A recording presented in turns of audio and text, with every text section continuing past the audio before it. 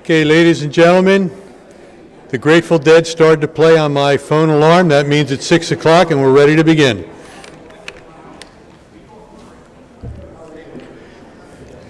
Good evening. My name is Mike Gorman. I have the privilege of serving as president of your Salem Community College, the affordable, quality, and empowering educational opportunity. I promise that's my last commercial for tonight. Welcome to A Slice of Americana, where you get to hear from your candidates directly. This event is being live streamed on our website as well as that of the Chamber, and it will be available afterward. We'll make a link so that people can access that. But we're very proud to be able to host this event. I would ask that you please rise for a salute to the flag. I pledge allegiance to the flag of the United States of America and to the republic for which it stands, one nation, under God, indivisible, with liberty and justice for all. Thank you very much. We have rules of engagement for this evening that have been distributed to each of the candidates. Each candidate will have 10 minutes to self-introduce and present their platform to the audience, describing their specific issues, successes and concerns, and how each candidate will help Salem County's economic development, employment opportunities, and educational opportunities. Negative comments about other candidates are strictly forbidden. We drew a short while ago for positions in presentation, and we'll get to that momentarily. Before we start, I want to thank Noah McFadden, who takes care of our IT associated with this. And a round of applause, because nobody ever sees Noah. He's always up top, but he makes all this happen. Thank you, Noah. Kudos to Jennifer Jones for putting all this together. Jennifer, I know you're in here, please. There she is. Executive Director of the Chamber. And I'd ask that all Chamber members just stand and be recognized. I know there's some here. Thank you.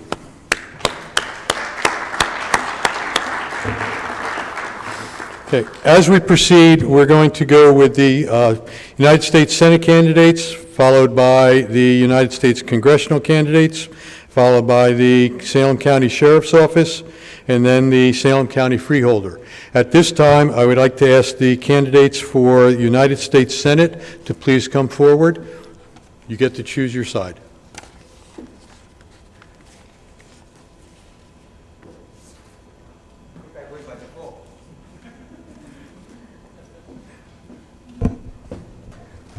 Do we have? Okay, well, we're going to roll. So, Mr. Sabrin, you were first. You're up. Thank you. Well, thank you for the Chamber and Salem Community College for holding this event. This is a venue that I really like because I am a professor of finance at Ramapo College. I'm in my 34th year, and it's always a pleasure to speak about issues that motivate me for the past several decades. Let me give you a quick bio about me, so you can read the full bio on our website, sabrinforsenate.com, and there are several dates that'll be telling about my background. 1949, my older brother and I, my parents arrived in America from war-torn Germany. My parents were in Poland during the war. They were the only ones in their families to survive the Holocaust. In 1959, I raised my right hand in Lower Manhattan and became a U.S. citizen, swore to uphold the Constitution of the United States. 1968, I graduated from Hunter College in the Bronx with a degree in history, geography, and social studies education, and got a master's in social studies education in 1971, taught in the New York City schools for several years, and decided to go to Rutgers full-time, where I earned a PhD in 1981 in economic geography. I've worked as an investment analyst, a staff economist for one of the country's oldest economic research organizations in Massachusetts, and in 1985, I was asked to fill an emergency appointment at Ramapo College, which turned into a full-time career. In 1997, you may recall, I was a Libertarian Party candidate for governor. And at that time, I said there are several things we need to do, and of course, they eventually happened under other administrations, like deregulate the auto insurance market, which Jim McGreevey did in 2002 after he became governor, and auto insurance is no longer a problem in New Jersey. That was my idea. And I said we should lift the speed limit from 55 to 65. No, the two candidates said you couldn't do that because they just said you couldn't do it. After the election, Governor Whitman raised the speed limit, and New Jerseyans saved, what, tens of millions of dollars in speeding tickets on 295 and the New Jersey Turnpike. 2007 was an important date in my life with my wife here, Florence. 2 months ago, we were married. We celebrated our 50th wedding anniversary, but in 2007, the president of the college asked us to create the Sabrin Center in the business school. So we created the Sabrin Center for Free Enterprise. So you know where my sympathies lie. Free enterprise is the engine of economic growth, not Washington, not Trenton, not spending, not the Federal Reserve. It's free enterprise. It's capital formation, which drives an economy, not consumer spending. And I'll get to that in a minute. Why am I running? We've got some deep problems in this country, if you haven't figured that out by now. We have a $21 trillion debt. We have nearly $800 billion last year under Republican control of the presidency and the Congress. These are supposed to be fiscal conservatives. When you have an $800 billion deficit with a strong economy, something is terribly wrong. In other words, their spending is not under control. So what I'm proposing is to start shrinking the welfare state. How do we do that? Universal credits for donations to nonprofits. So if now you get $1 deduction for every dollar you donate to a nonprofit. Under my proposal, you'll get $1 tax credit for every dollar you donate. So that means Salem Community College can go to their donors and say, listen, support us and you'll get $1 off your federal income tax. Or Ramapo College, or Brick Brothers or Brick Sisters, or the Boy Scouts, or the nonprofit health centers around the state. And I helped create one in Bergen County with no taxpayer funding. That's the proven American way, voluntarism. That's what differentiates libertarianism from Republicans and Democrats. We believe in a voluntary society, a mutual consent society, a society based upon your values, no one imposing their values on you. That's how you have social harmony. What's another proposal that I have? Here's one the business community should love. President Trump got the Congress to lower the corporate income tax to 21%. I want to go to 0. Income should only be taxed once under our form of taxation. One tax for one income. What would a 0 corporate income tax do? It means the shareholders would pay the tax instead of the corporation. And what would that mean for the U.S. economy? Money would flood from all over the world because we would be the lowest taxed nation in the world. That would be a great boon to places like Salem County. You would be able to attract businesses because of your proximity to Philadelphia and being in the Northeast Corridor. What else do I want to do? As you know, the gas tax has increased in New Jersey because of mismanagement in Trenton on both sides of the aisle. What I want to do is get rid of the federal gas tax of 18 cents. How do we fix the roads from the federal perspective? The Pentagon should pay for that because the Pentagon is responsible for our national defense, and the highway system was created by the National Defense Highway Act of the 1950s under President Eisenhower. That's what we should do. I want to continue what Ronald Reagan said he was going to do but didn't do. Abolish the Departments of Energy and Education. $180 to $200 billion a year. We're energy independent. We don't need a Department of Energy. Education should be done at the local level, at the parental level. We don't need it. How many layers of bureaucrats do you need to teach a kid? We don't need layers and layers of bureaucrats for education. Foreign aid, $50 billion. I believe charity begins at home. If you want to help people around the world, go right ahead with your money. It's your money. We don't need foreign aid. As one congressman said, foreign aid is taxing poor people in America to send money to rich people overseas. I think that's wrong, and it should stop. Veterans, 22 veterans are committing suicide every year, and the Pentagon doesn't seem to care. We need to use that money that we have in the Pentagon budget, which is $800 billion a year or thereabouts, and help our veterans here in the United States. We have troops all over the world, 900 bases around the world. You know how many bases Russia has around the world? 5. So whose foreign policy is more conducive to peace? Not ours, I can tell you that. Student loans, $1.4 trillion of student loans. Here's my proposal to help college graduates who have the burden of student loans. Under our Constitution, you can declare bankruptcy, except if you have a federally guaranteed student loan. I think that's wrong. College graduates should be able to take advantage of our bankruptcy laws just as billionaires have in the past, especially during the financial crisis. That would get young people out of the burden of the loans that they've taken on. There are so many other issues. Medicare. Those of you that are on Medicare or have parents on Medicare, they are being hit and will be hit with enormous increases in Premium Part B. And most people don't know about it. It's built into the law. It's being means tested. So instead of paying a flat fee for Part B, it's now going to accelerate as your income goes up. That needs to be changed. Immigration, I'm an immigrant, so I don't want to lock the door and throw away the key for immigrants from all over the world. How do we solve the immigration problem? Very simple. You do it like my parents did when they came here in 1949, and we came. My father was a partisan commander during World War II. He came from Poland, which was a communist country, to Germany in 1946. He was thoroughly vetted in West Germany to make sure he was not a subversive.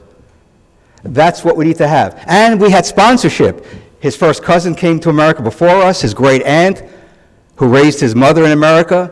They provided us with papers to come to America, sponsorship. We had no welfare whatsoever. An immigrant organization helped us get started. My father started working in New York City at $1 an hour in the late 40s, early 50s, and that's what's called pulling up by your bootstrap. So what do we need to do with only the minute and a half left? We need to downsize the federal government in a serious way. Republicans have been paying lip service to it. Democrats, we know, want to tax and spend and borrow and print money. We are facing the everything bubble. This is a course I teach in financial history of the United States. I was on sabbatical a year and a half ago. I wrote about this in 200 pages. It's not going to be pretty because of what the Federal Reserve is doing, manipulating interest rates, which they admit they do in order to stimulate the economy. The economy doesn't need stimulation, it needs savings. It needs low taxes. It needs sensible regulation, which we're not getting from Washington. This has been building for 100 years, folks, since the early 1900s. And it's not going to end pretty if we don't start reforming the federal government and the Federal Reserve very, very soon. I think the horse is out of the barn. Another crisis is coming. It's probably going to happen within the next 2 to 3 years. My bet, again, it's just a bet, it's going to happen by 2020. Because since 1920, we've had a recession or depression in every year ending in zero. Remarkable. So guess what's coming up? 2020. Not the TV show, but the year 2020. So I thank you for listening. I'll be here this evening to answer your questions.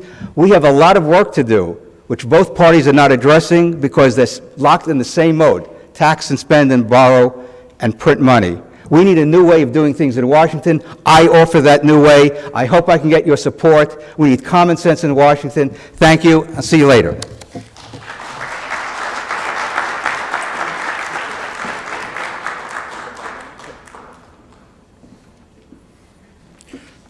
For those who are unaware, we do have a clock here. Television, large timer, we give the candidates 10 minutes, and they're very cognizant of it because you cannot help but see that from here. At this time, I would like to call the United States Congressional 2nd District candidates to the floor.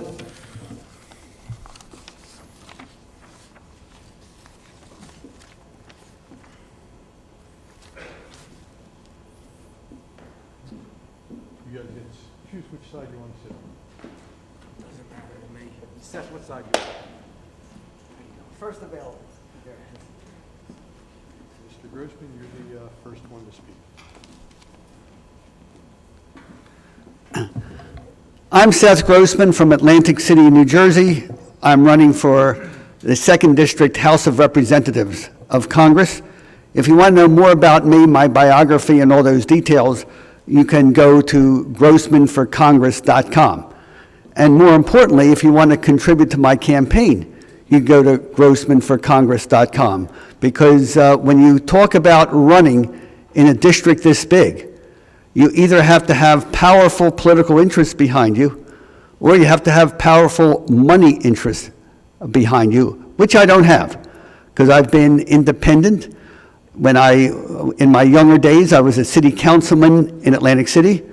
I was a freeholder in Atlantic County, where I held both offices without any official organization support. In fact, I got elected freeholder in the primary against the establishment, winning by 1 vote. So how can you be competitive without money? The 2nd Congressional District runs from here right down through Cumberland County to Cape May, exit 0 on the Parkway up to 63, Manahawkin. It includes the same 680,000 people as every other district, but I need about 130,000 votes to win. And you can't knock on 130,000 doors or shake hands with 130,000 people. You have to reach people.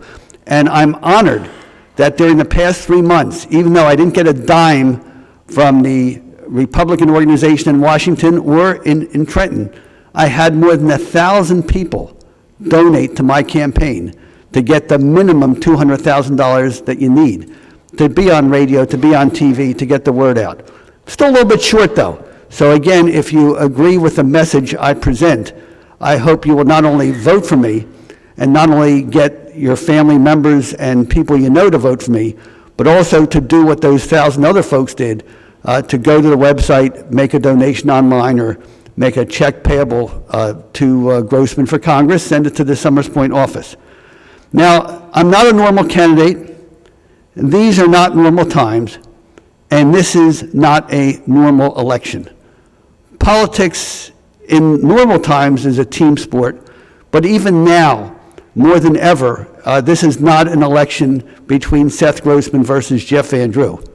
This is an election between the Democratic Party and the Republican Party.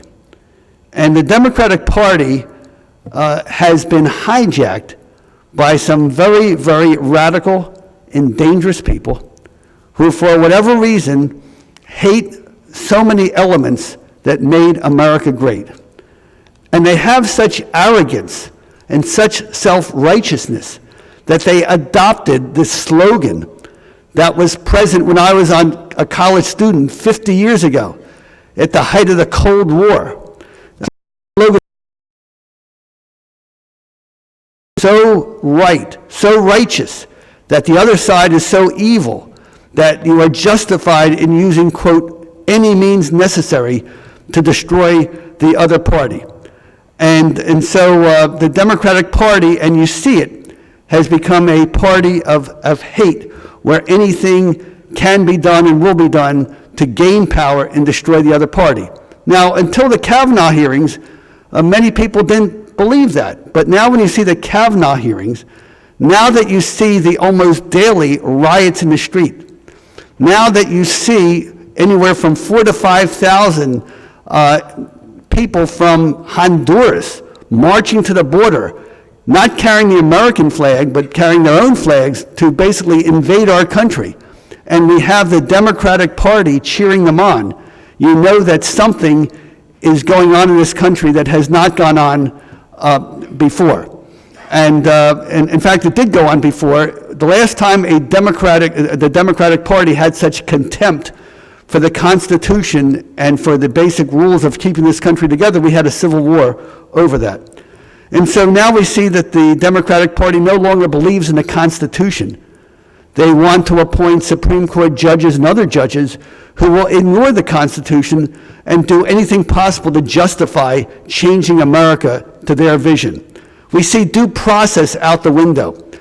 When the family and Judge Kavanaugh was destroyed on baseless allegations, and when he was given no notice, it was all waited to the last minute to destroy him and his family. And then Senator Feinstein, the Democratic senator, said, well, that was a Hail Mary pass. Hail Mary pass to destroy somebody without giving them any fair warning or chance to defend themselves. Why? Because it was the Democrats wanting to run by any means necessary.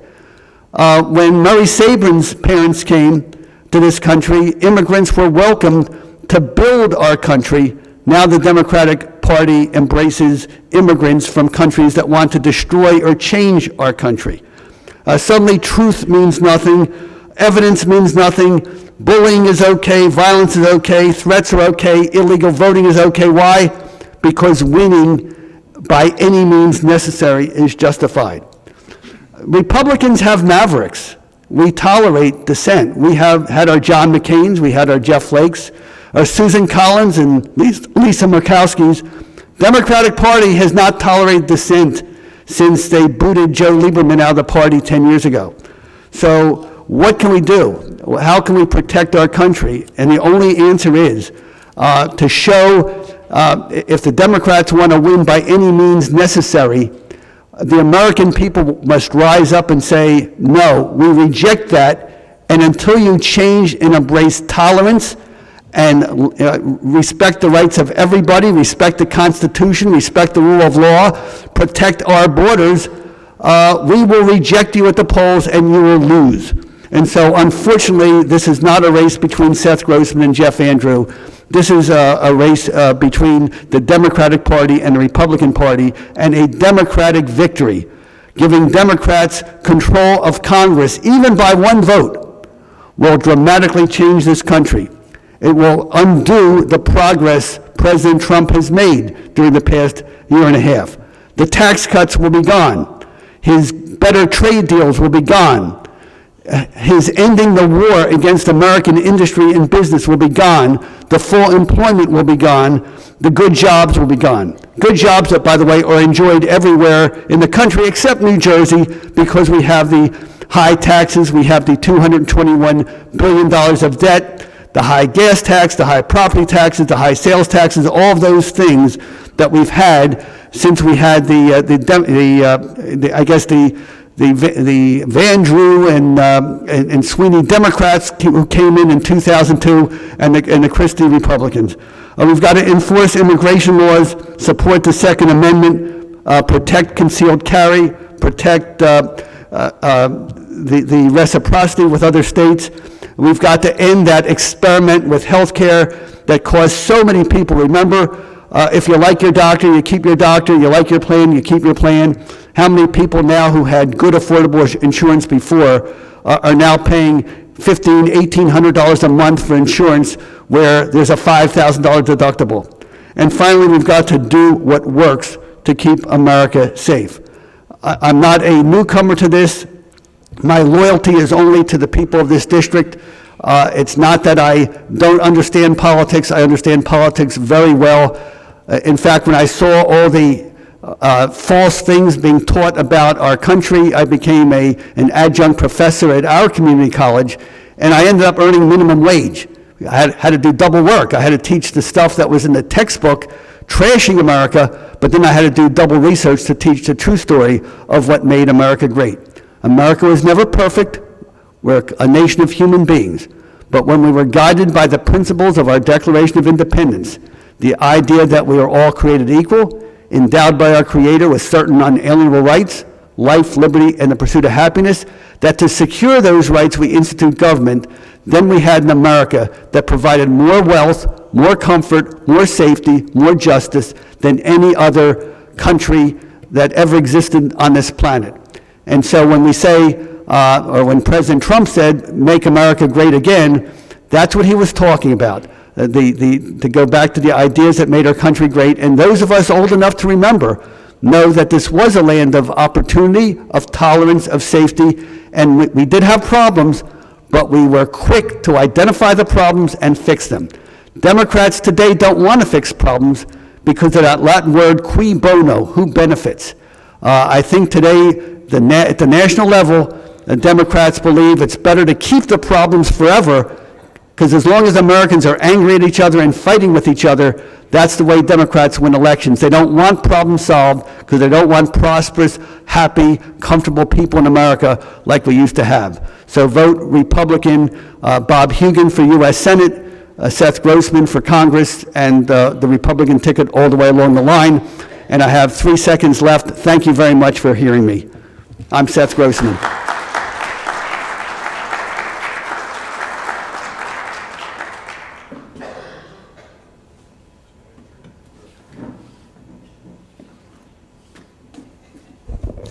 So good evening, everybody. I'm Jeff Van Drew. I'm proud to be here today. I want to thank the Chamber for doing this. It is always good to have an exchange of ideas, and certainly it's great to be here at the County College.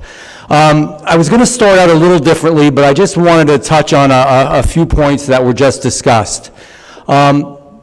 Elections are about political parties to some degree.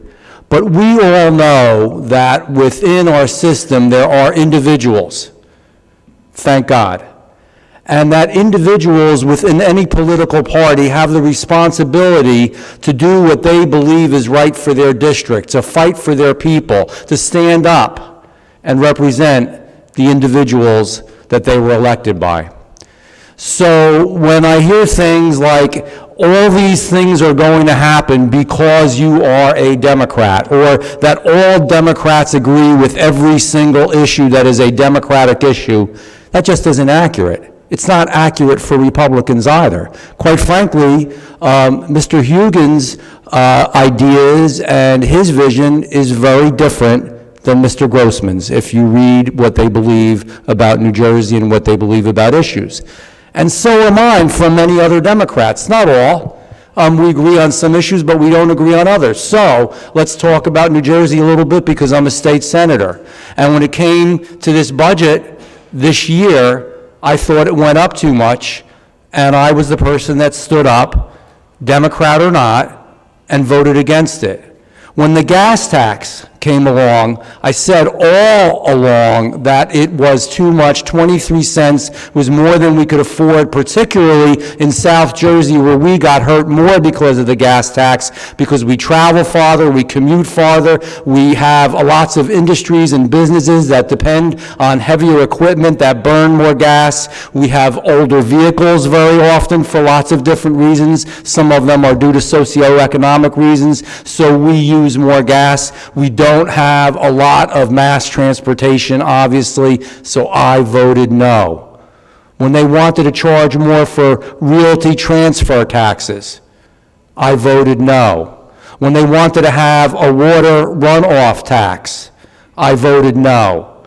When they wanted to have a host of other, the sales tax, the increase in the sales tax years ago, I voted no. And I could give you a laundry list. The point is, we're individual candidates, and we're here to fight for our people and do what's right. So let me back up now, but I wanted to mention that before we even started.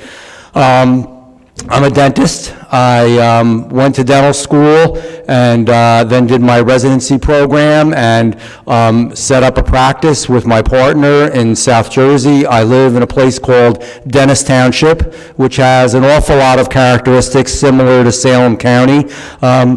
I live in a rural area. I love it. I have about 6 acres, and we have some farming and light manufacturing and some other businesses as well. We're closer to the shore, obviously. But when I was in Dennis Township, it occurred to me that we could do some things better. Now, Dennis Township is 3-to-1 registered Republican, and Cape May County, where I hail from, is very Republican.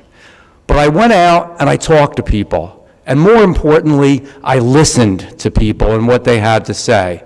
And lo and behold, I won a township committee race, which was unusual. And actually, over a period of time, because we were fiscally careful, conservative, and also took care of certain issues that really needed to be taken care of in the township, I won and became the mayor. And then I ran for Freeholder, and you'd have to know the area, but I think I was the 3rd Freeholder since the Civil War that was a Democrat. And there was a reason, because I worked with people. It's called bipartisanship, and it's what I did when I became a state representative, when I became an assemblyman. It's what I do as a state senator. We're all in this together. And there are people on both sides that keep trying their darndest to separate us. You're a Republican, so I can't even talk to you, and no one can ever vote for you because you have that name. Or you're a Democrat, and I can't speak with you, and we can't even work together because you have that name. I don't believe that. I think we have a responsibility, because do you know what we are more than Republicans and Democrats? We're Americans. And we do want America to be great, and America is great, But America can be even greater. We have that potential, but we have to fight for it, and we have to work for it, and we have to work together. So in the general, people sometimes come to me and they say, well, what are the greatest issues, the biggest issues? And there's a lot of issues. But I'm telling you, one of the issues that I'm going to work on is bipartisanship, because we desperately need it, and we desperately need it in Congress. It is too long that watching what's happening on television on both sides, when you look at what's going on in Congress and you see it on your TV, that it seems like a bad reality TV show. It is about time that we show leadership. It is about time that men and women stand together and say what's most important is making America even better. We can do even more. It's about representing Salem County. Now, I relate to this a little bit because Dennis Township's a little bit of a smaller township, and it's rural, and sometimes, quite frankly, people forget about it. So there's not many promises I ever make. In fact, the one promise I always make is that I won't make promises. But I'm going to tell you one thing I am going to do. I'm going to spend some time in Salem County. I want to be part of Salem County.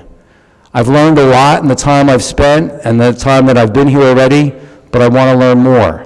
And I want to work with you. And I want to help to make Salem County, again, even better part of America, to create more jobs, to bring more people, to help with farming issues.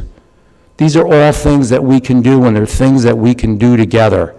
And that's certainly with bipartisanship and really working here and throughout the district to represent our people and fight for our people and stand up for our people. We can do that. And that includes important issues like Social Security and making sure that it is there for our seniors, or Medicare, and making sure that it is there for those folks, obviously, that depended upon it. That was a golden handshake between the United States of America and between our senior citizens, to make sure that our veterans get all that they need, that we still hear about homeless veterans and veterans without health care, and veterans without the educational opportunities they should have, and veterans without jobs. We can do better than that. Those are men and women that stood up for us and would bleed to death for us if they had to. My assembly colleague, who's a personal friend of mine, I asked to run. He literally did bleed to death in Iraq. And that's how I met him, and that's how I worked with him, and that's how I helped him. Because you know what? Another important part of being a congressperson is, it's helping people. It's working with people when they have day-to-day problems, when they call your office and something isn't right with the VA, and God help us, a lot of times it isn't, and we can do better in the VA.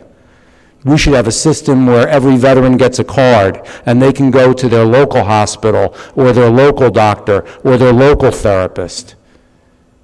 And we need to do better in Salem County with the hospital issue here. That is not acceptable. It's disrespectful to any county not to have a full care hospital within the confines of their county.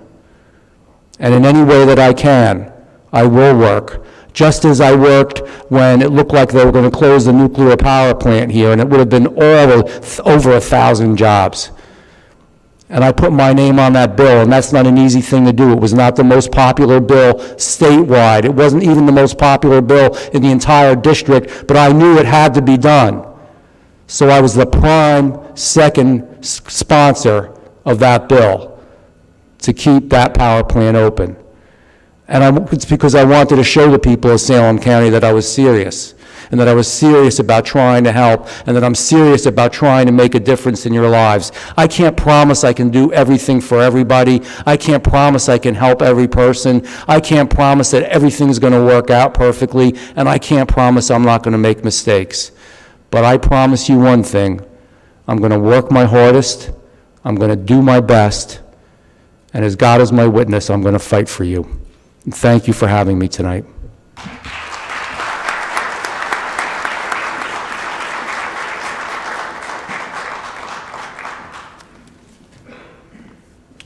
Thank you.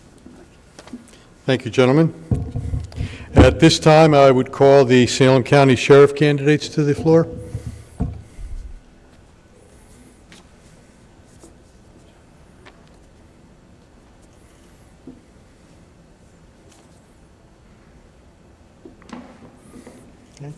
choose your sides. Mr. Miller, you're first. I'm first. Whoa. Almost made a...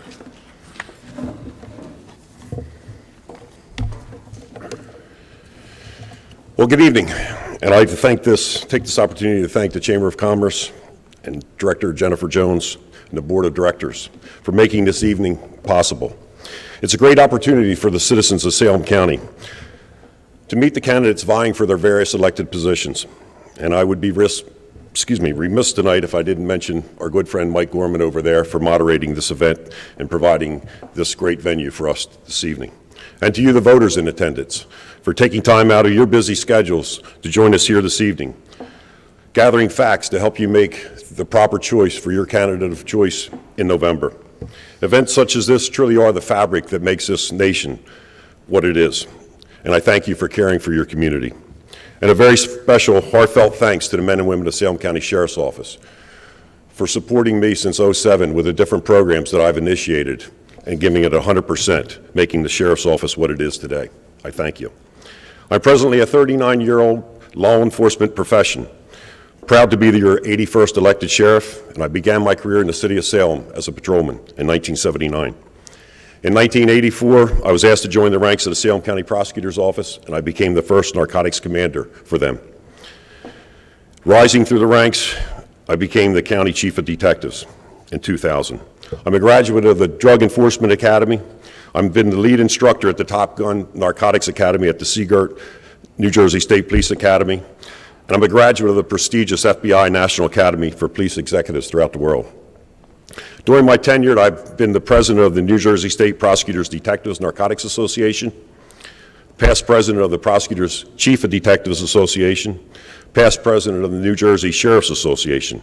I spent 2 years with the Department of Homeland Security, securing fire and law enforcement grants for the County of Salem, providing assessments of critical infrastructures for our county and South Jersey. The position of county sheriff is a position that I've been striving for my entire law enforcement career. I understood the needs of the community, involvement, and working closely not only with law enforcement, but you, the residents. Presently, the Sheriff's Office consists of 4 divisions: our Enforcement Division, Corrections, Communications, and the Office of Emergency Services, saving the taxpayers money through consolidation under the Sheriff. The Enforcement Division, the primary responsibilities of this division by statute and mandates is to provide security to all persons entering the courthouse, along with sheriff's sales and legal documents. The secondary responsibility, which I feel is just as vital, is the important 16 community-based programs that I've initiated and the services that we do in all 15 municipalities. Our CERT, our triad with over 600 members, DARE in 8 of our county schools, the opiate awareness program that I joined partners with Prosecutor Lenahan just over a year ago, and Project Lifesaver for our seniors, addressing Alzheimer's and those children with special needs, just to name a few. I'm extremely proud since 2012 that our office has been accredited by the New Jersey Cops. We're the only other agency in Salem County other than the Salem County Prosecutor's Office. This ensures the 105 best practices of law enforcement policies and procedures that are implemented, and transparency is assured by our office. As an accredited agency, you as taxpayers are afforded a lower insurance rate through the county. The Corrections Division, 100% compliance with the New Jersey Department of Corrections standards for the last 11 years. In 2008, I negotiated a 47% discount on inmate medical care and laboratory services with the Memorial Hospital of Salem County, saving the taxpayers of Salem. I've negotiated increases with the federal inmates by 40%. I facilitated the contract for processing and housing Gloucester County inmates and negotiated a 10-year extension representing a minimum of $55 million to the taxpayers. Our Sheriff's Labor Program, since '07, we've invested 165,269 manpower hours donated back to the county residents, the removal of 50 tons of trash and debris from all 15 municipalities, and also taking care of your Veterans Cemetery as well as our county courthouse complex. 2012, the 911 center fell underneath the sheriff. They handle all fire and EMS of 15 municipalities, and we dispatch for 8 municipalities. We also have the Department of Emergency Services with the EOC as the location where all hazardous incidences are managed before, during, and after emergency. The overall salary and wage and operating expenses for the Sheriff's Office is over $22 million. This represents 335 employees with approximately $9 million in revenue generated annually. Since taking office in '07, I'm extremely proud to tell you, the taxpayers, that I've generated over $63 million in revenue coming back to you as the taxpayers. While campaigning, numerous voters have asked me about several topics that are circulating. To dispel some of these rumors, I have no plans on relinquishing my position as your county sheriff to my undersheriff, John Gazzupi. I'm looking forward for your support over the next 2 terms. And despite misinformation being disseminated by others, I was instrumental in preserving the jobs of our county's PSTs, as well as the nursing staff at the correctional facility. I may not have been outwardly vocal at the Freeholder meetings, but rest assured there are many that know the behind-the-scenes maneuvering that I did to keep these jobs for Salem County. The next is double dipping. Contrary to the belief of some, you can only collect one state pension, even if you're hired back into the workforce. As many of you are aware, the practice of hiring retired officers or employees back into the workforce is a cost-saving measure by the employer. This practice is recognized within the private sector, here at DuPont's, PSE&G, as well in government entities, and particularly numerous offices within our own Salem County. Several departments, not just the Sheriff's Department. Some of this information is misinforming.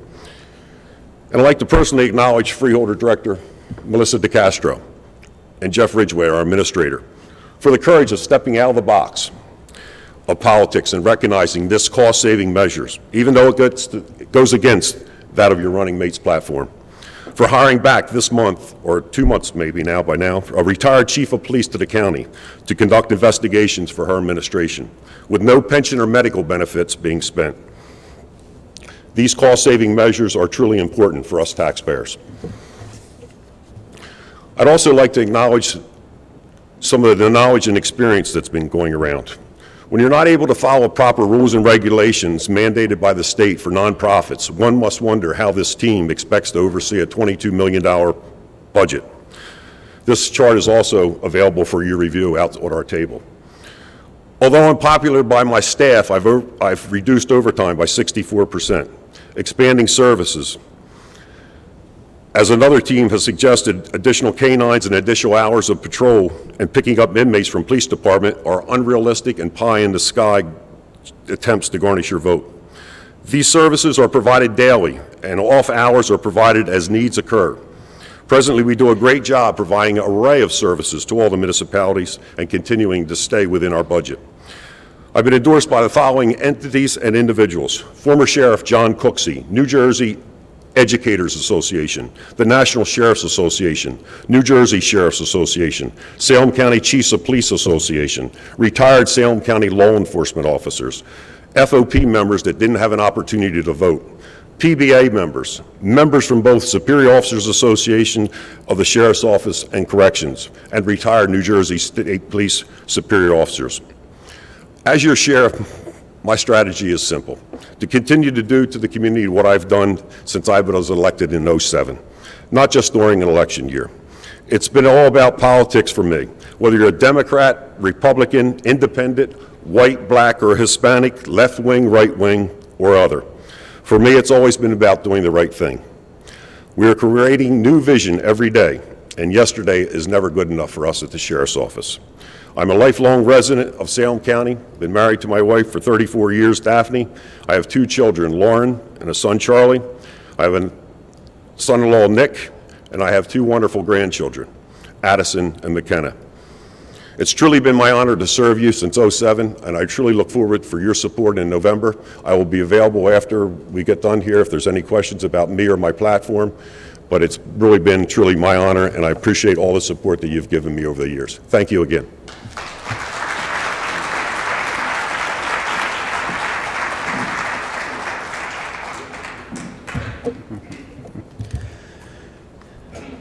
Bob Gant, running for Salem County Sheriff. It's probably something you're not used to, because it's been 12 years since someone challenged your county current sheriff. Just want to respond to one of the comments that your current sheriff made, that some goals are unrealistic, I think is the words he used, and maybe that's part of the problem. New talent new vision, things can be realistic very easily, very quickly, with the support of your staff and the public. A little bit about myself. I'm a lifelong Pennsville resident, lieutenant with the Salem County Sheriff's Office for 23 years. I may not have served you as 12 years as your elected sheriff, but nonetheless, my experience is 23 years on the job in the sheriff's office. I've been the president of the Salem County Fraternal Order of Police for 17 years. In that organization, I've had many leadership-type training seminars, administration, and lodge administration, and I'm happy to have been awarded Lodge of the Year twice on 2 occasions through New Jersey State Lodge. I've been the president of the Salem County Superior Officer Association. My fellow members, sergeants, lieutenants, captains, for almost 10 years now, representing them, union contracts on the job, things of that nature. I've been past sports coach with Pennsville, baseball, wrestling, many years. I've been involved in the Special Olympics, New Jersey, for almost 10 years. I've been a big supporter of that, raising money each year, doing a polar bear plunge. Down at Wildwood, we actually created a Salem County polar bear plunge team to help with those efforts and raising money. Graduated Cape May Police Academy. And I completed internal affairs investigation training on the job here at the Sheriff's Office. So my experience is that. I don't think you've had a sheriff candidate who's actually came up through the ranks in the Sheriff's Office, I don't think ever. Again, I started out as a correction officer, did about 2.5 years working in corrections, worked that job. I know that job. I was able to gain that experience for myself. Worked my way up to a sergeant. I ran the warrant unit for many, many years. During that time, I received a Distinguished Service Award from the Chiefs of Police Association. I fought and was very outspoken in the privatization and outsourcing that we were faced with just 2 short years ago. I believe in keeping jobs and fighting for jobs in this county. To outsource and privatize our jobs at the 911 dispatch center, jail, I think would have been a tragedy for this county. Everything I've looked at, researched, nothing I could find where it was going to save money for our county. I felt it was the right thing to do. I wasn't your elected sheriff at that time. I was just Bob Gant, president of the Salem County Fraternal Order of Police, and I felt it was my business to get involved. For 3 months, we packed the freeholders' rooms. As many of you know, if you look at the reports, I'm well spoken of in that endeavor in saving jobs here in this county. So what we did next was, some people did lose their jobs. I mean, some CWA lost their jobs. There was layoffs. The next thing I looked at was the Freeholder Board. I was instrumental in leading that charge, getting all the petitions signed, signatures, and we ended up reducing the Freeholder Board from 7 to 5 members, if you recall that, just 2 short years ago. Over 25,000 people voted for that and obviously agreed with me to start there and reduce costs. I've done a lot already, and I haven't been your elected sheriff yet. We've got a lot more work to do. One thing I want to do next is, again, get rid of the double dippers and stop the practice of hiring them here in Salem County. We're too small for that. We're a small unit here in Salem County. I don't agree with it. I believe in promoting through the ranks of the men and women supervisors who are currently serving you and who have made a full career of doing so. That's who best deserves these top-level management positions. No disrespect to the double dippers here in the room or those out there, but I just don't agree with it. They're not the best we have, Salem County has to offer. The best we have to offer is the men and women who sacrifice through their career trying to raise a family on one paycheck just like you and I. That's who deserves these positions. That creates movement, that creates jobs. Make no mistake about that. When you promote through the ranks It creates movement, it creates jobs. I got friends out there who have college degrees, a lot in law enforcement degrees, criminal justice, and they can't get a job here, and they have to move out of state. And we're just one good case in point in what I'm talking about here. So I believe in promoting through the ranks, creating a movement, the men and women who have already been serving you 20-plus years in their career. Public safety. You heard mentioned that my unrealistic idea was to help out the local municipalities, which helps you in the public safety endeavor, is the wait time getting prisoners, new admissions into the Salem County Jail. I've heard many people complain about it. Some have went to the current freeholder meetings and have complained about it. And I listened. And I will find a way to get the new admissions from your local police departments in and out of the jail quicker than currently being done. And what's that do for you? That gets your patrol officer back home in your respective jurisdictions, back out on the street patrolling to better serve you, the public. It's not unrealistic. It will be done. Another thing that I feel has been diminished within the Sheriff's Department is the canine shifts and patrol endeavor. They've been pulled off the weekends, Saturday nights, where they were out there serving you, the public. I'm going to fix that. I will change that. I believe in the canine, the value it has. It's a great tool. You ask any cop or resident out there on the street, and they will surely agree with me. I know because I've already been talking to them. I've been out there campaigning for several months straight now. I've actually took a leave of absence, burning my personal time to make a difference for the public, the good of the public welfare, and the men and women who I served with. A couple great programs that I will agree with and needs to be maintained is the Triad, the senior-based program. In fact, in my role as the FOP president, we've supported this so much, we actually give Triad a home at the FOP for free of charge. That's where they operate their business out of, due to the Salem County Fraternal Order of Police, and I know it's ran by the Sheriff's Office. Another great program I do like is the Project Lifesaver, and that goes hand in hand with keeping the canine up to par. With the canine tracking, God forbid you get that call and you have to go track a lost person out in the woods. Another great program is the work release program. Absolutely would be supportive of that. The prisoners should be out there working all year long, not just during election time. The opioid crisis is off the hook. This touches every family and every community, as I'm sure we can all agree here in the room. One thing I would love to do is create better education and training programs and interactive website with some professional working staff attached to that. I've been endorsed by many agencies of my peers. One I'm most proud of is the Salem County Sheriff's Office. Practically the entire Sheriff's Office, including the Corrections FOP Division, endorsed me for Sheriff. To the public, I would say that speaks volumes to you. You know, I haven't been the elected sheriff for 12 years. Had a chance to make my mark, to be the boss. Yes, I've been a supervisor, I've been a lieutenant, but I've been endorsed by the entire Sheriff's Office. And also with the CWA, which includes all your 911 dispatch services.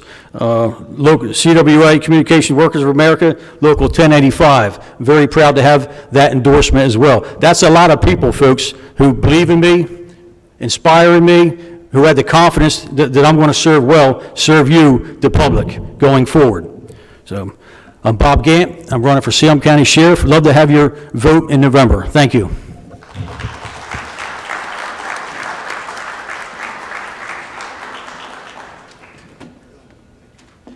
Thanks, Mike. Thank you.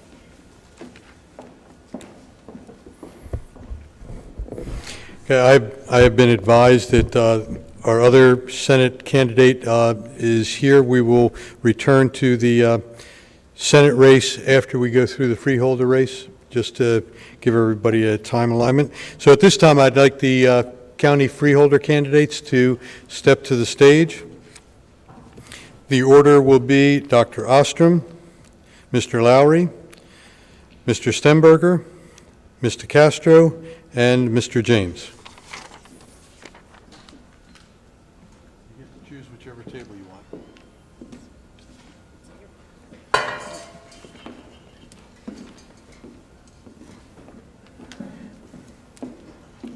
Wait till everybody gets up here, and then you can start. Do I have to?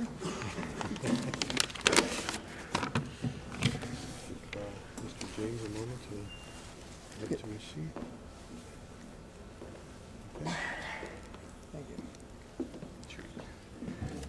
Good evening. I'm glad to be here this evening.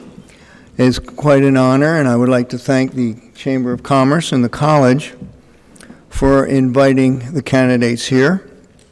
I would like to thank my fellow candidates for Freeholder and all the offices for joining us as well. And most of all, I would like to thank those of you in the audience who are here to learn more about your candidates and what we hope to bring you during this election season and after the culmination of our runs for office.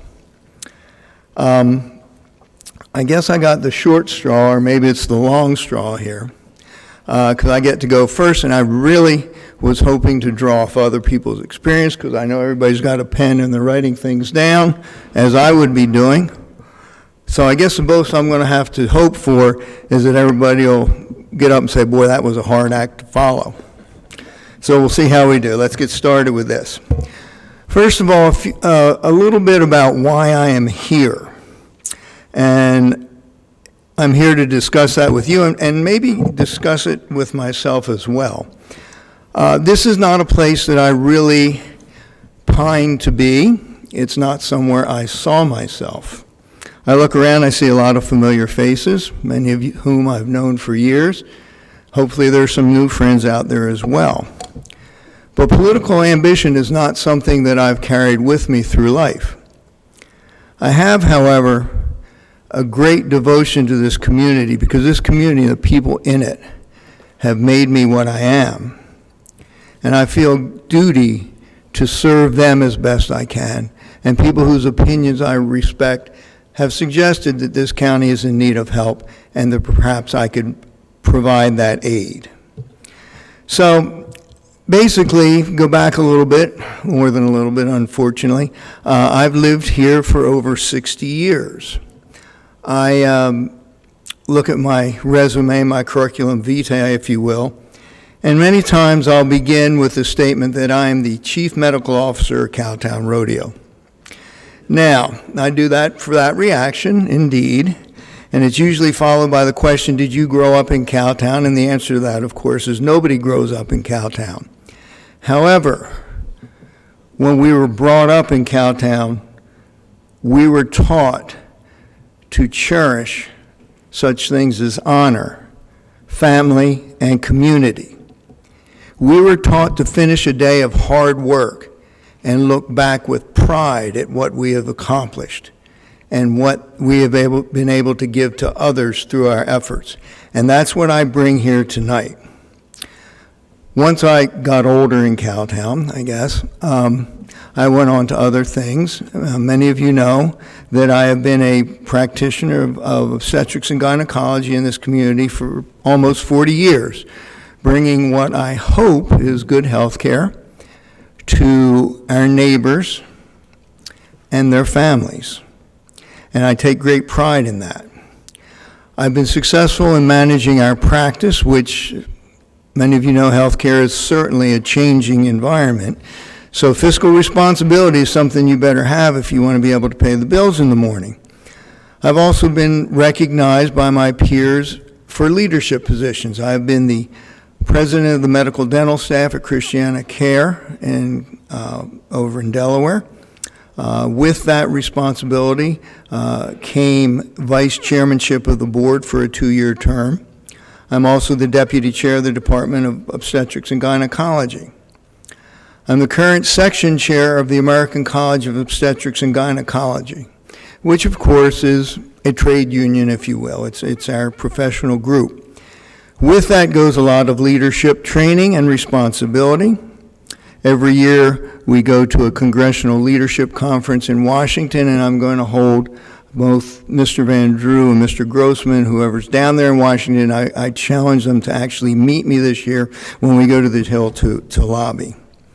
I've also attended ACOG's Cephalo Leadership Leadership Academy to work on my leadership and change skills. Now, change brokering is quite a buzzword in corporate and governmental affairs, and I like to think that my change style is very pragmatic. I take the long, hard view, look at all the options, and hopefully engage the appropriate stakeholders, and that's what I hope to bring to the county. Now let's go back a little bit to the county and what it was when I grew up here, and many of you as well. Woodstown, for example, had 3 hardware stores, 2 5 and 10s, and a handful of mom and pop grocery stores. We can all remember shopping at Sendro's in Pennsville, Carousel in Salem, going to the Grove in Pennsgrove. I mean, we had vibrant business centers. Now, this is not germane only to the county. The state's in trouble. We live in a Walmart, Amazon society. But nevertheless, these community cores are what lead us forward economically and as a community. The things that most draw us to Salem County also constitute challenges. I mean, we all love our elbow room. We have beautiful vistas. We have highways that amble through bucolic pastures and all sorts of things, very pleasant things. However, we sacrifice certain things. There's been a continual upward trend in taxes. Is that necessary? Whether or not it's necessary is certainly something that we should try to rein in. Ratables have diminished. Employment opportunities are leaving. Look at the glass industries that are no longer there. The food industries that have diminished over time. Mannington is downsized. DuPont, lately Chemours, is certainly in a precarious situation. The good news is the port is bringing some growth to the community. And we are facing a lot of other challenges. We're aware of the challenges of the courthouse, which is a late 1950s building. It certainly needs attention, but we cannot allow the state to force a community this size to spend untold millions of dollars on a completely new facility. Our team, Ben Lowry is going to be up here in a little bit. We can bring the necessary leadership to address these problems. We'd like to continue upgrading our roads and infrastructure. This is what, first of all, enables us to move around. It brings business and goods in and out of the county. I'd like to continue working with my good friend Chuck Miller. He's been wonderful in promoting the public safety, and as he mentioned to you, he has been able to bring revenue into the county from an area of government that is not always revenue friendly. I'd like to continue innovative solutions to the needs of the county's healthcare organizations. There are 2 acute care facilities in this community. Both of them are challenged.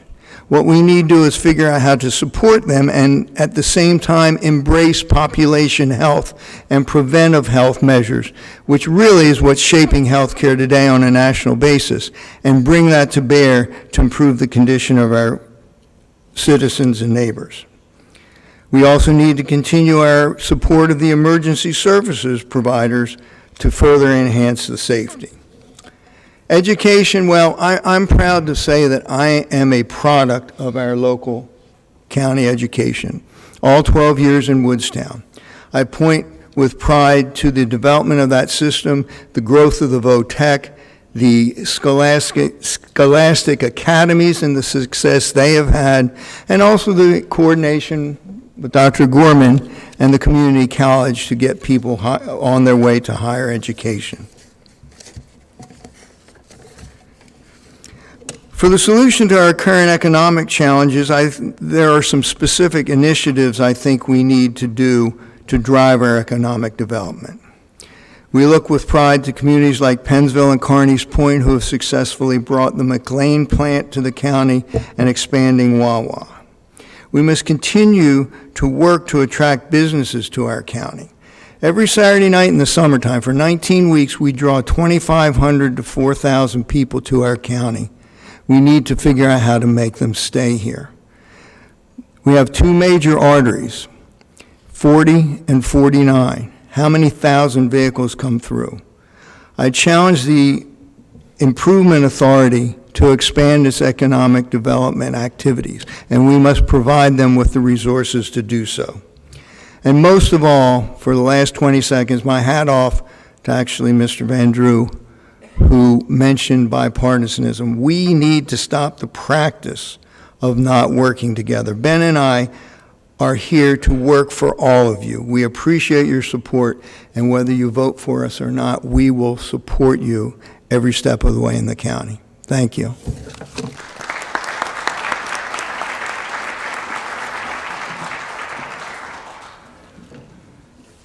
Thank you, Mickey. Very nice. Well said.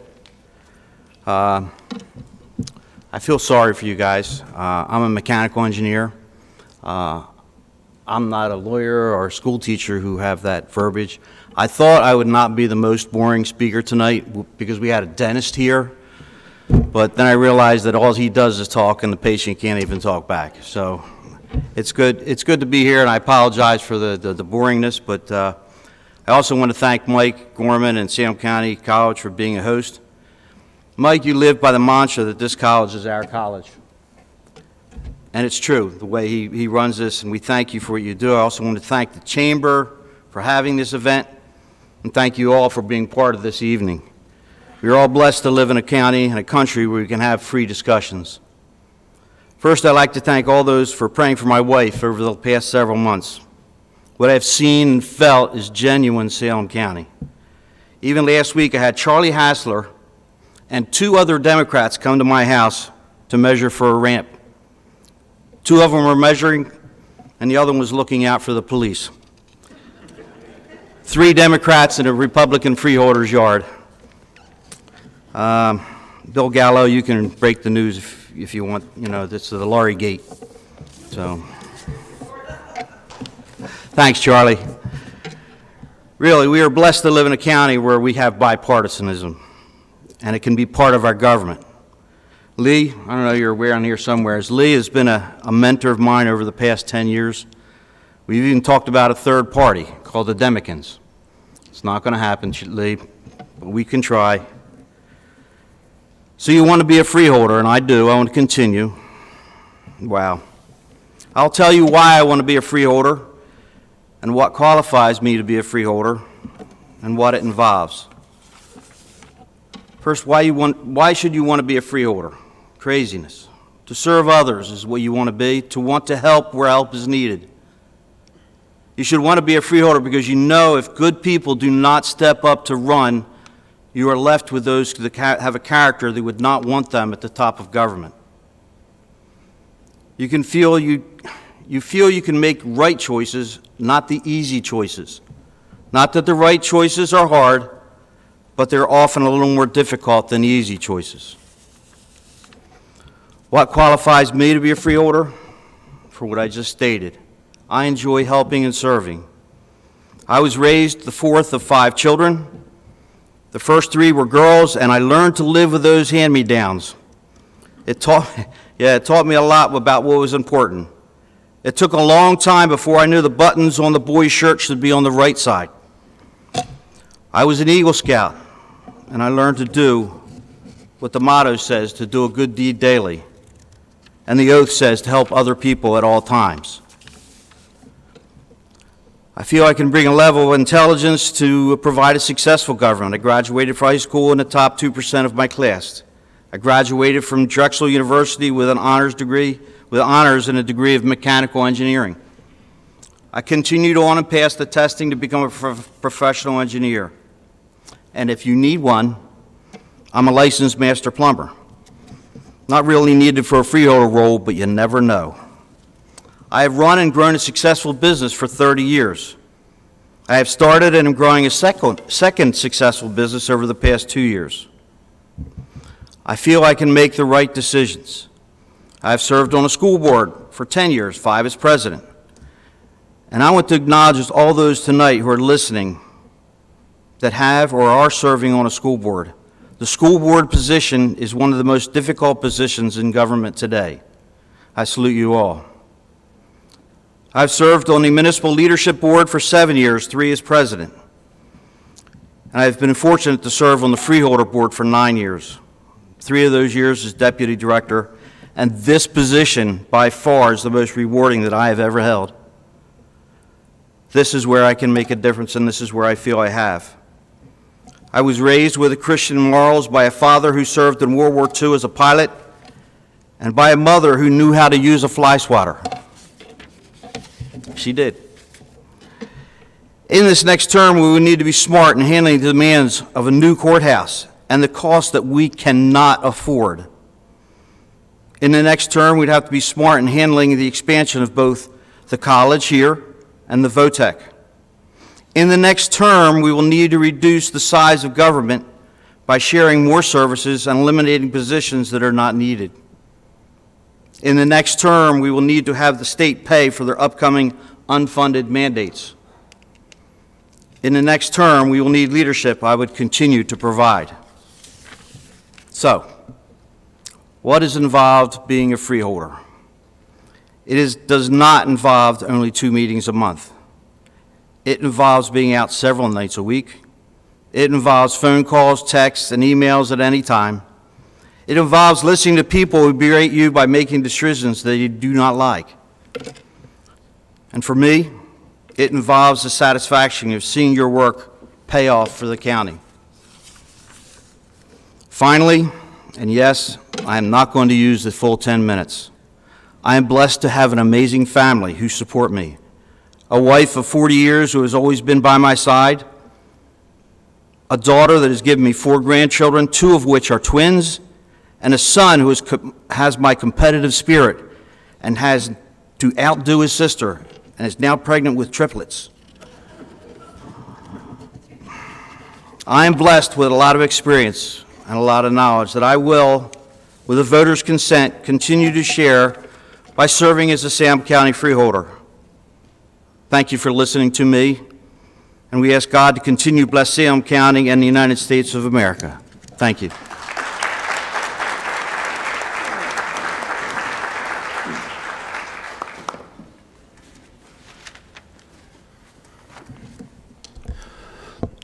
On behalf of 4 of the candidates up here, I have to refute one thing that Dr. Ostrom said.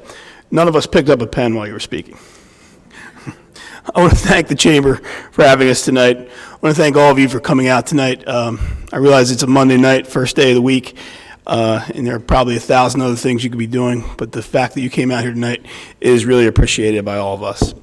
I'd like to thank my family, my friends. Those of you who've never done this before, if you've never run for public office, it's a pretty big strain on the people around you. Whether it be walking every night, people saying bad things about you, they have to deal with it too. And I'm thankful for that support system. They're not here tonight, but they are live streaming, so wherever that camera is. I've been promoted almost every year. I started out in 3rd grade. Then they promoted me to 4th grade. I've been recently promoted to 5th grade, where I've been the last few years. You may have read some newspaper clippings about me in the last couple weeks. I am the head girls tennis coach at Woodstown High School. Last week we won our 2nd consecutive South Jersey Group 1 championship with a 16-1 record and a final match with Pennsville tomorrow. I'm also a union leader. I'm the immediate past president of the Woodstown Piles Grove Regional Education Association. Mr. Laurie's words are 100% correct. I don't envy anyone who's ever been on the school board, but as a president and a chairman of the negotiations in Woodstown, there are 2 school board members here who were part of us successfully negotiating 2 contracts before termination, which in the school board world is almost unheard of. I'm the Congressional Contact Representative for the Salem County Council of Educators Association, an executive member, and I currently serve as the Vice President of the Woodstown Piles Grove Regional Education Association. I'm married to the former Nicole D. Teodoro of Carneys Point. My father-in-law is a retired lieutenant here in the Carneys Point Police Department. And while most of you probably know him, it's my mother-in-law, who most of you really know. She was a cafeteria worker at Penns Grove High School. My dad is Joe Stenberger, the mayor of Elmer, arguably the most bipartisan mayor in New Jersey. He is the Democratic mayor on a 6-0 Republican board in the borough. My mother, as saintly as she is, has held every responsibility in the Elmer United Methodist Church at least twice. I'm a lifelong resident of Salem County. I grew up in Elmer, went to Elmer School, 1994 graduate of Shalleck High School, went to Catawba College in Salisbury, North Carolina, graduated in 98, came back here, got my teaching degree and certificate from Rowan, got a master's degree, graduated 4.0 with a member of the Alpha Epsilon Lambda honor fraternity. But in reality, I'm just like you. This morning I woke up, I went and I taught 5th grade. We learned how to multiply large numbers by powers of 10, and I taught what consumers are and their role in the ecosystem. 2:35, I got changed, and I went out and coached my tennis team until 4:30. Came home, threw on the semiformals, put some Listerine in my mouth, and here I am to do this. So I'm just like you. I'm just a normal guy. Along with Bob and Melissa, we've probably knocked on 2,000 doors, if not over 2,000 doors. We've been to every possible event that the county has hosted. We've been to crab feasts. We've been to first responders dinners that coincided with women's services dinners that coincided with PrAC dinners, and we managed to hit them all. We've talked to a lot of people. We've seen a lot of people. We've talked to seniors who are concerned about the rise of drugs in their community and how those abandoned homes are being used as drug facilities. Talk to the Gen X people, worried about why their property taxes are going up while the value of their home continues to drop, how their school is seeing a decline in their enrollment, and how they want to see that school improve and bring in a higher quality neighbor. Talk to recent graduates. I have 3 girls on my tennis team that graduated last year. One went to UCLA, one went to the University of Colorado, and one went to Pittsburgh. And what that tells me is they're not coming back. We're losing our best and brightest. And when I ask them why they're not coming back, they say, what does Salem County have to offer me?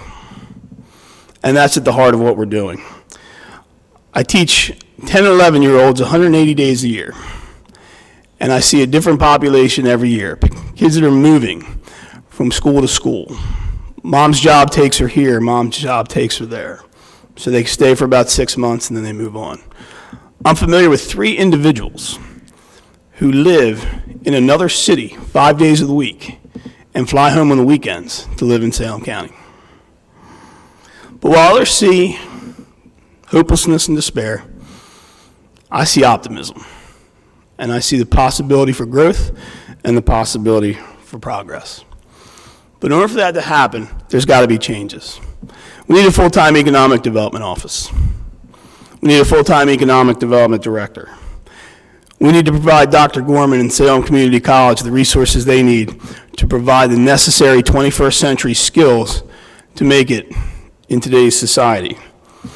We need to provide the resources to Salem County VOTAC to give people career training, to help them get jobs so they can stay here.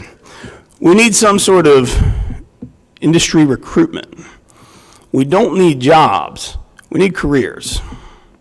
My dad didn't graduate high school. My dad graduated high school, he didn't go to college.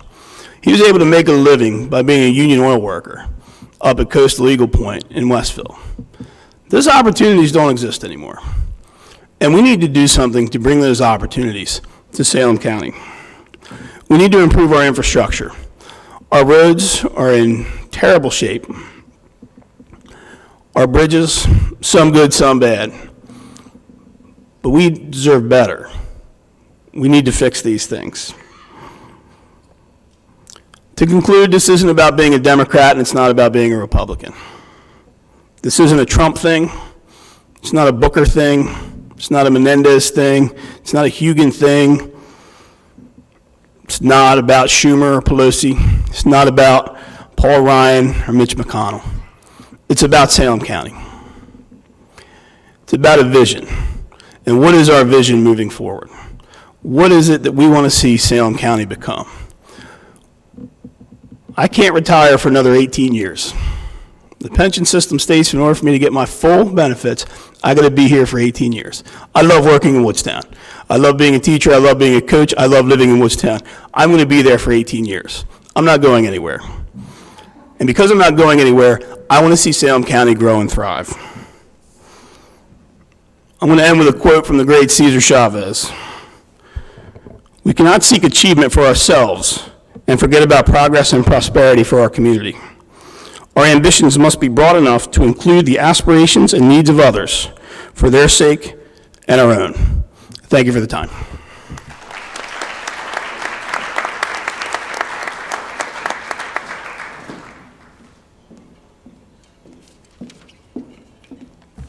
Thank you, Dr. Gorman. Thank you to the Chamber, thank you to Jennifer, and thank you to all the other Freeholder candidates that are up here today. As some of you know, part of the rules for doing this is that we can't say anything negative, and I have to say I will be hard-pressed to ever say anything negative. I 100% believe in positive leadership. Positive leadership is the only way that we can thrive into the next generation. As many of you know, I have a 2-year-old, and I have to set an example for him. So every day I wake up, and he's the reason that I stand here before you. I have to be positive for him, and I will never say or condone any negativity, because what kind of example would that be for him? And that's not what's good for Salem County. So again, I have to be so thankful that I have been exposed to so many positive leaders in my tenure here today. I see my fellow freeholders here, past freeholders, and mayors and other leaders that really have just provided such guidance and strength in my life. I have to say that when I became Freeholder Director in January, I started off with the statement that I truly believe Salem County is so unique, and I believe in it so much because it is strong, it is resilient, and it is beautiful. And that is really what makes me get up every day and work so hard every day, because, as Ben said, it is not a 2-meeting a month by far job if you do it well. When I first became a freeholder, I went to meetings, and quite frankly, people were surprised that there was a freeholder there. And I truly did not understand it, because if I am a freeholder, then my job is to work as hard as I can for this county. So I show up to as many meetings as I can. I'm as active as I possibly can. I see Charlie there, he will nod in agreement. I go to Trenton, I've gone to DC. I work as hard as I can because Salem County cannot be forgotten. In college, I interned in Trenton, and that was one thing that really struck me, that so many people in Trenton really did not know where Salem County was. And I was working in the State House. So for me, I just couldn't comprehend that there was such a lack of awareness about Salem County. And from that is where I've always said, in order to improve, we can't be forgotten. So I work hard bipartisanly to make Salem County known throughout the state, throughout the county, and really throughout the country. I've been really blessed to be invited to be on the board of the New Jersey Association of Counties. Again, you need that to network so that you understand what other counties are doing and how we can improve ourselves. I am an officer on the South Jersey Freeholders Association, which again, I have bipartisan friends, all the other freeholders and all the other positions that Republican, Democrat, I truly consider so many of them truly just my friends, and we bounce ideas off each other just on a regular basis. We'll call, we'll text, and we're a support system for each other. To back up, I was born in Salem Hospital. My father is here, thank you, and he delivered so many of the Salem County residents. As I mentioned, I have a 2-year-old, and I have to say, unfortunately, this is my passion and my priority. I was not able to have my son in Salem Hospital as I was born because they have no women's services. I really can't fathom this, and I really can't fathom, as some of the other candidates have said, not having full-service hospitals in this county. I 100% believe in economic development and economic growth, and I see the mayor there as well as my freeholders, and we work hard. because we need economic development in order to not be forgotten. But the basis of economic development is healthcare and education. We need good infrastructure. So we need education to be prioritized, and we need healthcare to be prioritized in order for economic development to indeed happen and increase. I work tirelessly because I get phone calls day and night, as they said, when you're a freeholder director, your phone is on all the time. So when something goes wrong, I know about it immediately, and I respond to it immediately. On a different note, sometimes my husband sleeps in a different room, so he knows that my phone is going off a lot. He doesn't want to be woken up because that's how life happens. We had mandatory diversions with our ambulances from both hospitals. I just can't let that happen to the residents of Salem County. If someone has any sort of illness, they should that should be just a right to have the proper health care, and it should be nearby because time is of the essence. As I said, I'm the product of my father is a physician, my father-in-law is a physician, my mother is a nurse. I truly understand minutes matter.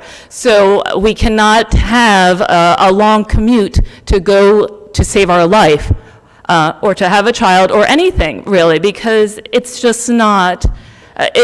We're in New Jersey. We are part of the United States. We are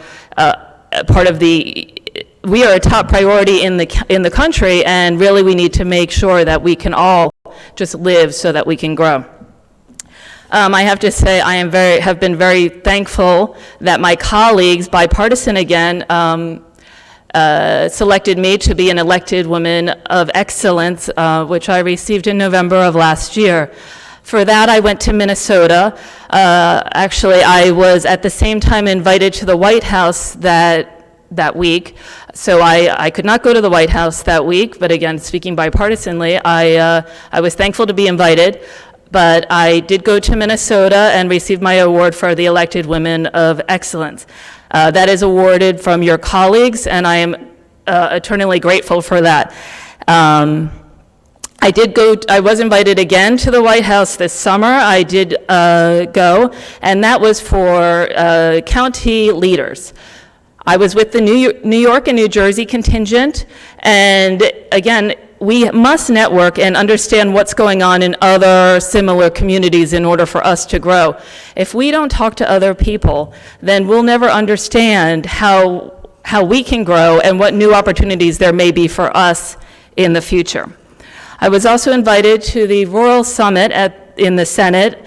It was in the Senate office building at the same time, actually, as the Kavanaugh hearing, so that was interesting. But I have to say that being invited to the Rural Summit, again, when you sit at the tables and you're with other people from across the country, this is across the country, and you really understand the differences between the needs in Kansas and Oregon and upstate New York and the needs that we face, and also the similarities that we all have, and we can work together in order to improve all of our counties. I have to say, really, though, as Jesse said, none of this is possible without the support of your family, and I have been really blessed to have a supportive family, because this job is really my passion, and I have to say, when my father would always come home, he would always come home singing, and I have to always strive for that. I never want to let anything truly bother me, because this is really what I really feel that I need to do to improve the county for everyone, and to make sure that it thrives in the future. This is not possible without again, just communicating with everyone. So like I said, I see the mayor, I see the freeholders, I see everyone that's been so helpful. I've had many meetings with our Commissioner of Health, who made Salem County his first priority when he first became the Commissioner of Health. He came down here straight away, and I talk to him on a regular basis. We call, we text, he's at dinner. We're just very familiar with each other because we have a good understanding of what the needs of Salem County are. And I'm very thankful for my relationships with the people that can help us. So I thank Dr. Sharif El-Nahal for that. He is very helpful, and we hope that we can continue that relationship. Again, I just really think that everything leads back to positive leadership, and that's all I can say, is that you really have to work together. You have to keep striving ahead, and I really do thank Jesse, I thank Bob for everything, all the hard work. This is hard work. If you want anything done well, you have to work hard. So I work hard, I really do. I do not take this job lightly. I take every second of meetings. I'll try not to take every second of time, but it might happen. But I really do, I just do this because I want Salem County to be successful in the future. It can't be successful if no one speaks up. So I'm here for the people that also can't speak up, because there are the quiet ones. You know, we come to Freeholder meetings, and there are the loud ones that come to us and have their ideas or their suggestions. But I also realize there are the quiet ones that can't speak, or that, quite frankly, are not able to speak, or perhaps too shy to speak. And that's who I try and speak for. So thank you.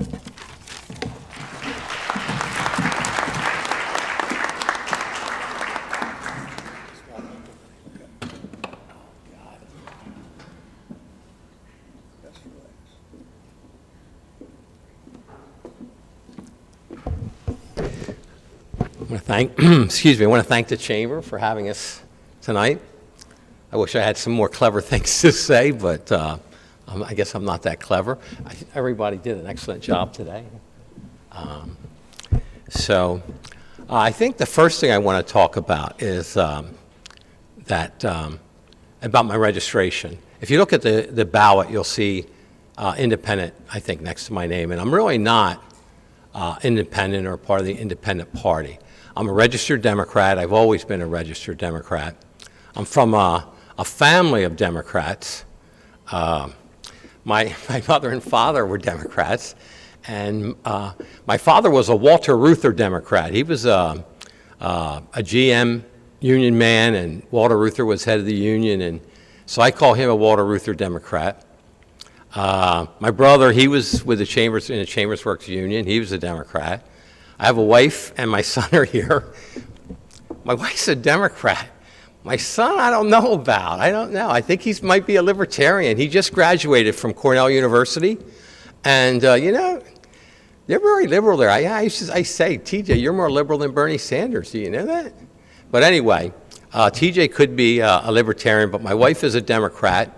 And she has been very supportive of women's rights and equal pay for, equal work, and we're all in favor of that.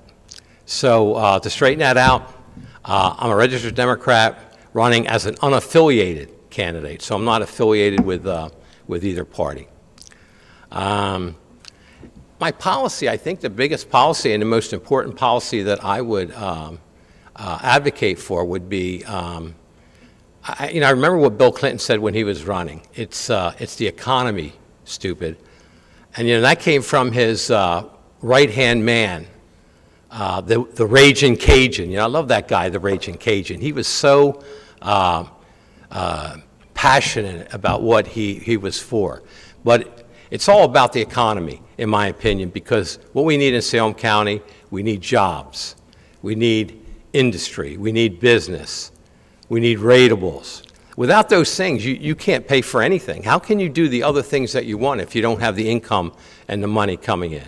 And everyone knows that New Jersey, which has the highest taxes in practically every category that there is. I mean, they just raised our transportation, our gasoline tax, and if you look at every category, we are, far above everybody. So we're taxed way too much. So what we need is ratables, and this is what we have to work on.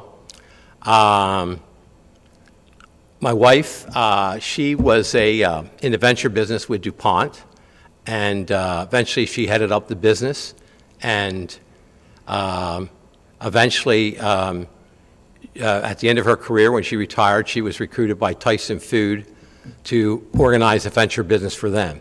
And this is about creating jobs. This is about investing in things. And you have to have people who understand the business and know the business, are in the business, in order to get these jobs here and create these jobs. You just can't hire somebody's husband or brother or something like that because they need a job and think that they're going to be able to produce economically for you. It just doesn't happen that way. We have interesting conversations at our table with my wife in the venture business, my son, economics major, and me just sitting there listening to both of them go back and forth. My background, I was a mayor in Penns Grove. I see the mayor now, John Washington, here.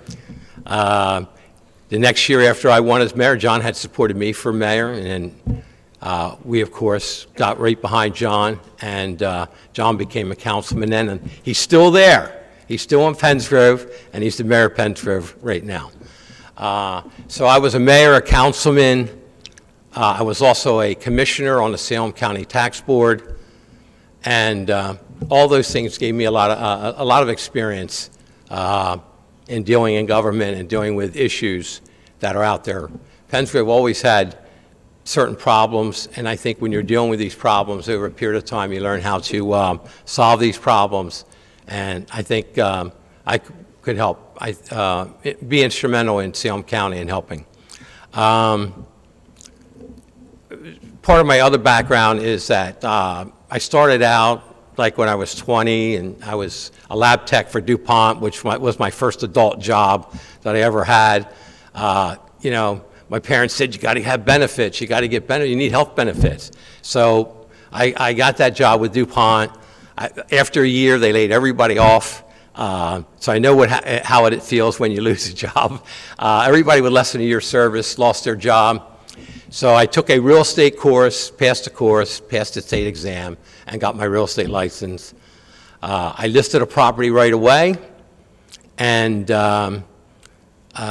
sold it right away. And after I got my commission, the people in the office said, you can't spend that money. You've got to invest it in real estate. And that's what I eventually became, was a real estate investor.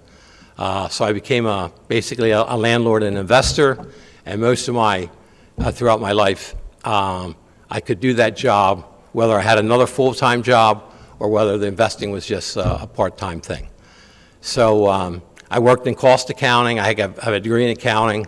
I worked in cost accounting and in various other accounting positions, and that was very helpful. I also worked in construction most of my life after the accounting positions, and I rose to be a construction superintendent, and that gives you a lot of experience also. As far as volunteering, before TJ was born or before I was even married, I coached, and at a very young age, I was 19, I coached midget football and was also an officer. And, it's pretty young to be an officer. I also coached Babe Ruth baseball and was an officer in that at a very young age. And I also ran the basketball program at the YMCA for all the kids. So I was always, volunteering for programs. Of course, when TJ came along many years later, I had to get involved with him and end up also coaching and sports there with him, and we enjoyed that.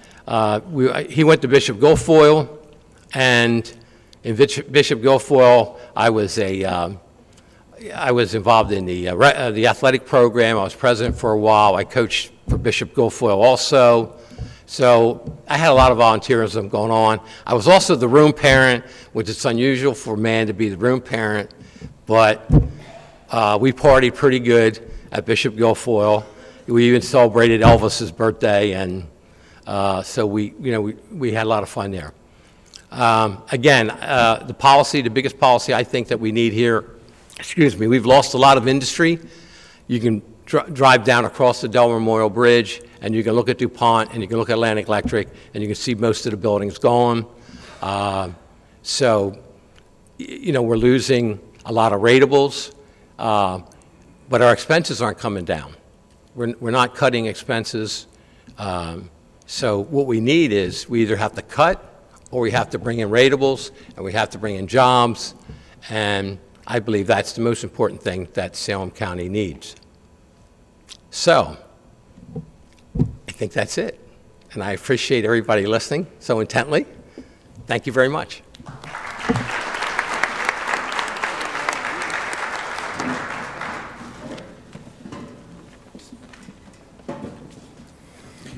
Okay, as the freeholders return to their seats, I'm going to ask Trish Flanagan to come forward as a U.S. Senate candidate. Mr. Sabrin, if you are still in the room, if you'd like to be seated on the stage while she speaks, you're welcome to.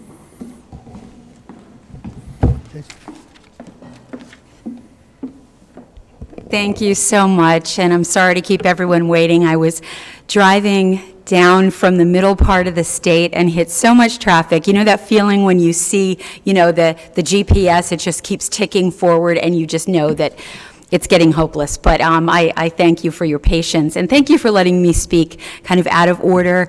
But, I was very excited to come here, needless to say, to talk to all of you, not just the residents of Salem County, but the Salem Chamber of Commerce.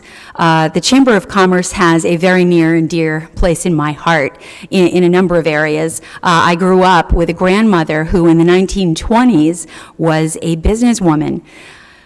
It was a time when women didn't typically do things like that, but through her work with the local Chamber of Commerce where I grew up, it was my introduction to business ethics, to business networking that you all, I know, do so well here.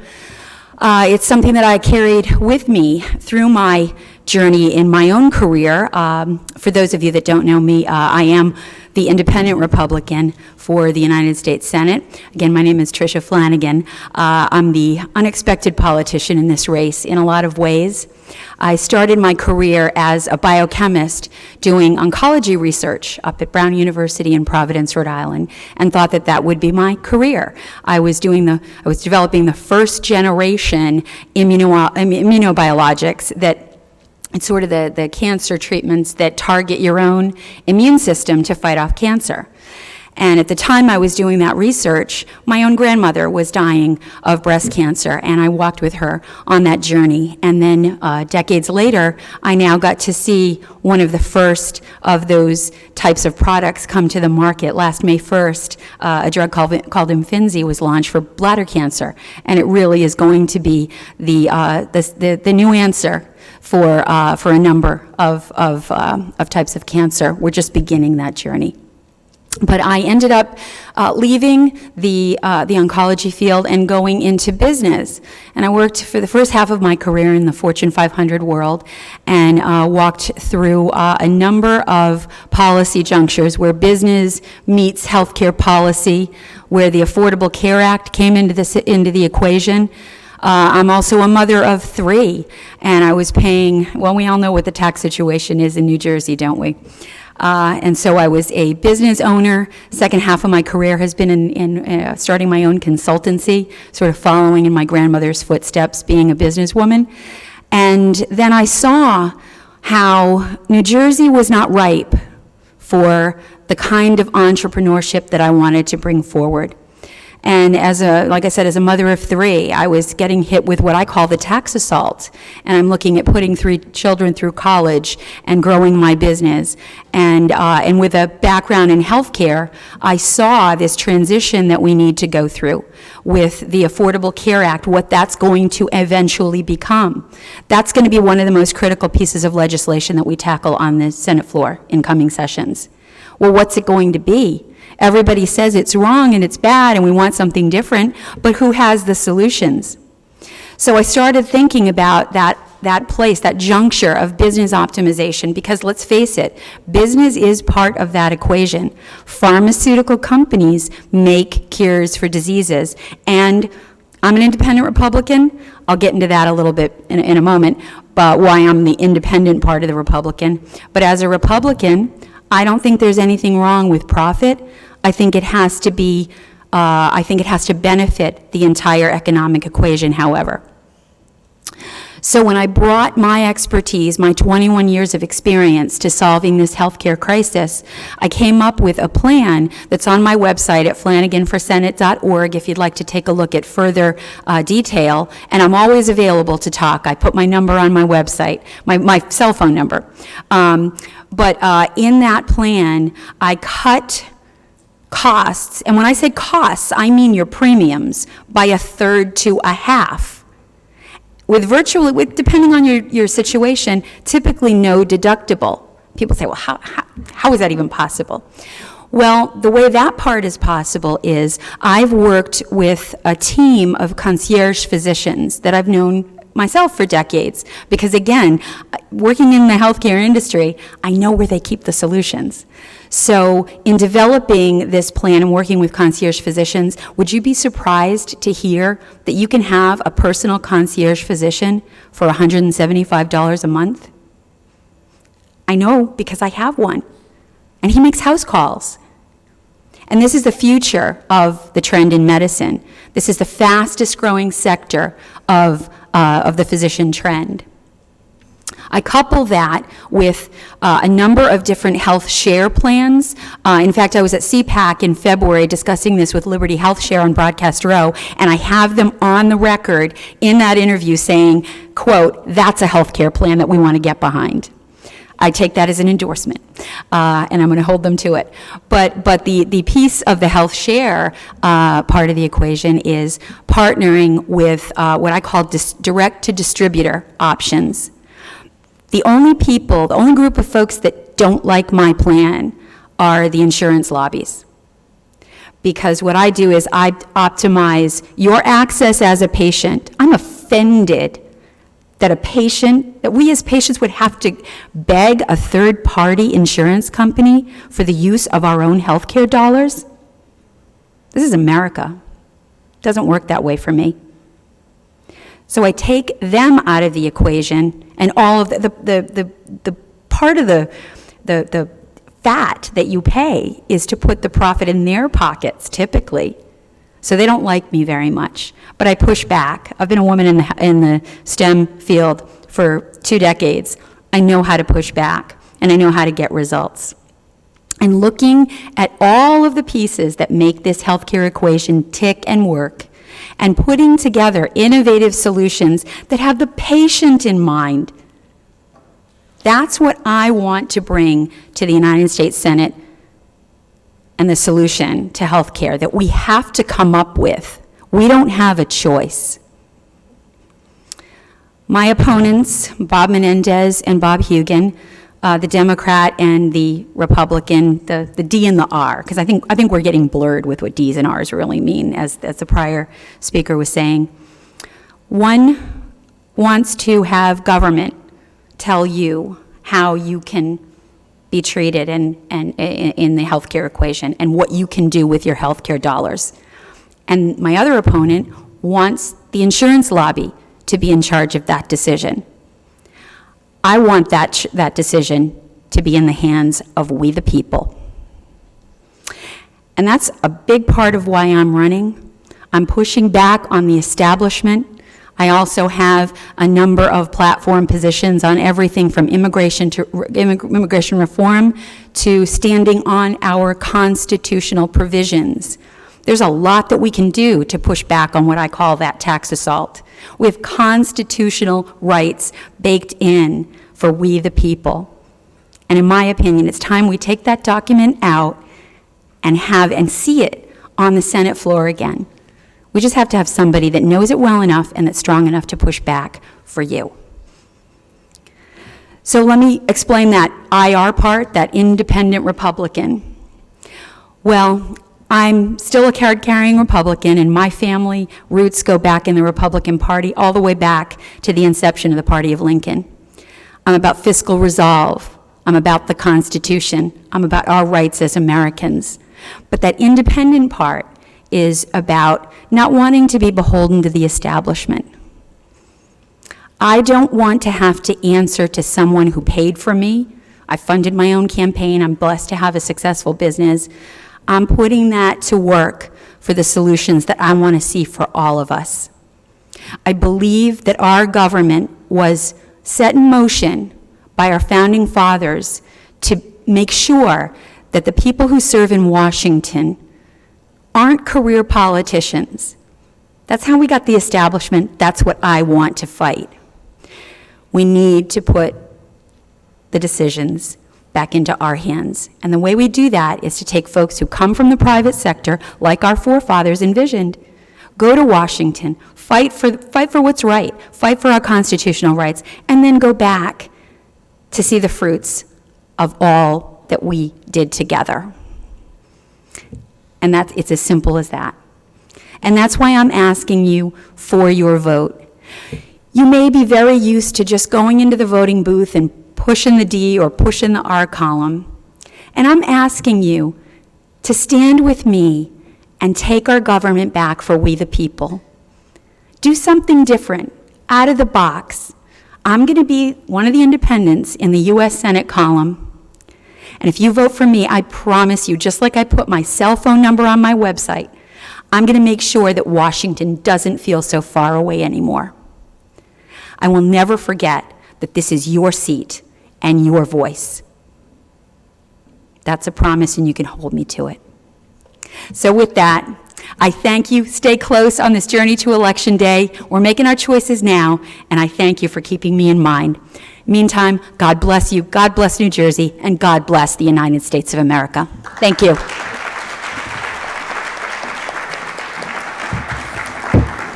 Okay, ladies and gentlemen, that will conclude our program from this evening. Again, thanks to Jennifer Jones for putting this together, Noah for taking care of all the technology associated with it, and one responsibility each of you has as you leave, make sure you get at least 2 other people out to vote on Election Day. It's a sacred right, and it's always a sin when you see that only 50% on a good year are voting.